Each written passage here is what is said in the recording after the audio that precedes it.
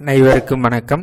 இந்த பகுதியில் நம்ம பயன்படுத்தக்கூடிய உண்மையான கேபி ஜோதிடத்தின் அடிப்படையில் ரொம்ப ஒரு மிக முக்கியமான தகவல். பிரசன்ன கேள்வி சரியா? நம்ம ஒரு பிரசன்ன ஜோதிடம் ஒரு நபருக்காக கணிக்கிறோம் அப்படின்னா அவங்களுடைய பெயர், அவங்களுடைய தெளிவான கேள்வி, அதுக்கடுத்து ஆருடைய எண், இதை போட்டு நம்ம பிரசன்ன ஜாதகத்தை கணிச்சிட்டோம். இந்த மாதிரி ஒரு ஜாதகம் கைக்கு வந்துச்சுன்னா டக்குன்னு அதுக்கான பதில் பார்க்க போயிடக்கூடாதுங்க. எப்பயுமே நம்ம ஒரு பிரசனை கணிச்சிருக்கோம் அப்படின்னா எந்த கேள்விக்காக கணிச்சிருக்கோமோ அந்த கேள்வியை இந்த பிரசன்ன ஆர்டத்தில் பிரதிபலிக்குதா, பிரசன்ன கேள்வி உண்மையாகவே சரியாக தான் இருக்குதா அப்படின்றத நம்ம ஃபஸ்ட்டு செக் பண்ணி பார்த்துட்டு தான் அதுக்கடுத்து பதில் பார்க்க போகணும். இப்போ பிரசன்ன கேள்வி சரியா அப்படின்னு பார்க்குறதுக்கு என்ன விதி அப்படின்னா மொத்தம் ஒரு 5 ரூல் இருக்குதுங்க. இந்த 5 விதியில் எதனா ஒரு விதி நமக்கு ஓகே ஆயிடுச்சுனாலும் போதும், நம்ம பிரசன்ன கேள்வி சரின்ட்டு அதுக்கடுத்து பதில் பார்க்க போகலாம். இப்போ இந்த 5 விதியில் ஃபஸ்ட்டு விதி என்ன அப்படின்னா, லக்னத்துடைய உபநட்சத்திரம் பார்க்க வேண்டிய வீடுகளை குறிக்காட்டணும். இப்போ லக்னத்துடைய உபநட்சத்திரம் பார்க்க வேண்டிய வீடுனா, இப்போ நம்ம திருமணத்தை பற்றி பேசுகிறோம்னா 2-7-11 தான் பார்க்க வேண்டிய வீடு.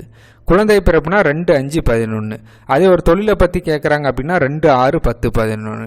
அதே ஒரு வெளிநாட்டு பயணத்தை பற்றி கேட்குறாங்கன்னா 3-9-12. இந்த மாதிரி நம்ம என்ன கேள்வி கேட்குறோமோ அந்த கேள்வியோட தொடர்பை லக்னத்துடைய உபநட்சத்திரம் குறிக்காட்டணும். அப்படி குறிக்காட்டுச்சுன்னா கேள்வி சரி.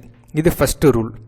ரெண்டாவது ரூல் என்ன அப்படின்னா, லக்ன பாவத்துக்குள்ள எதனா ஒரு கிரகம் இருக்குது அப்படின்னா அந்த கிரகம் பார்க்க வேண்டிய வீட்டை குறிக்காட்டணும். அப்படி காட்டினாலும் கேள்வி சரி. அதுக்கடுத்து மூணாவது ரூல் லக்னத்தை எதனா ஒரு கிரகம் பார்வை செலுத்துது அப்படின்னா அந்த கிரகம் பார்க்க வேண்டிய வீட்டை குறிக்காட்டணும். இது மூணாவது ரூலுங்க. அதுக்கடுத்து நாலாவது ரூல் லக்னத்துடைய உபநட்சத்திரம் லக்னத்திலே இருந்தாலும் கேள்வி சரி. இது நாலாவது ரூல். அதுக்கடுத்து பார்க்க வேண்டிய வீட்டில் சந்திரன் இருந்தாலும் கேள்வி சரி. இப்போ திருமணத்தை பற்றி பார்க்குறோம், சந்திரன் 7ஆம் பாவத்திலே டெபாசிட் ஆகிருக்குது, கேள்வி சரி. அதே ஒரு தொழிலை பற்றி பார்க்குறோம், சந்திரன் 10லே டெபாசிட் ஆகிருக்குது, கேள்வி சரி. இது மாதிரி இந்த 5 ரூல் இருக்குதுங்க. இந்த 5 ரூலில் எதனா ஒரு ரூல் ஓகே ஆனாலும் நம்ம பிரசனை பதில் பார்க்க போகலாம். இப்போ இந்த பிரசனை சாட்டில் ஜெகதீஷ் அவர்களை வெளிநாட்டு பயணம் உண்டா அப்படின்னு கேட்குறாரு. வெளிநாட்டு பயணம் அப்படின்னா 3-9-12.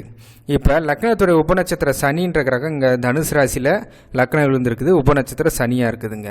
இந்த சனி நமக்கு டிகிரி டு டிகிரியாக 3ஆம் பாவத்துக்குள்ளே டெபாசிட் ஆகிருக்குது. 3-9-12 3வது வீட்டை குறிக்காட்டுது. அப்போ கேட்டிருக்கக்கூடிய கேள்வி நம்ம சரி அப்படின்றத இங்கே பார்க்கலாம். அதையும் தாண்டி இந்த இடத்துல 9வது ஸ்தானத்துலேருந்து செவ்வாய் சனியை பார்க்குறாரு. அதுக்கடுத்து செவ்வாய் 12 கூடியவர், 3-9-12 எல்லாமே நமக்கு கனெக்ட் ஆகுது. இப்போ கேள்வி சரின்னு பின்னாடி தான் நம்ம பதில் பார்க்க போகணும்.